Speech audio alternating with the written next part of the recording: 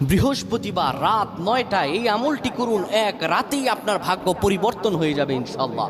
আপনার ভাগ্য পাল্টে যাবে, আল্লাহ রিজিকে বরকত দিয়ে দিবেন, এত রহম এত দয়া করবেন আপনি কল্পনাও করতে পারবেন না। আল্লাহ রাব্বুল আলামিন বলেন, উদউনি আস্তাজিব লাকুম। বান্দা তুমি হতাশ হইও না, তুমি আমার কাছে চাও। পৃথিবীর মানুষের কাছে চাইবেন, মানুষ আপনারে দেবে না, মানুষ আপনাকে ফিরিয়ে দিবে, কিন্তু আমার আল্লাহ রব্বুল আলামিনের কাছে আপনি যতবার চাইবেন আমার আল্লাহ দিয়ে দিবে। বৃহস্পতিবার রাত 9টা যখন বেশে যাবে, ইশারের সময়, ইশার নামাজের পরে অজু করে নিবেন। অজু করে পবিত্র একটা জায়গায় বসে যাবেন। বসে যাওয়ার পরে এরপরে আপনি পড়বেন আস্তাগফিরুল্লাহ 100 বার। তারপরে আপনি সূরাতুল ইখলাস পড়বেন 10 বার। এরপর আস্তাগফিরুল্লাহ আল্লাযী লা ইলাহা ইল্লা হুয়াল হাইয়ুল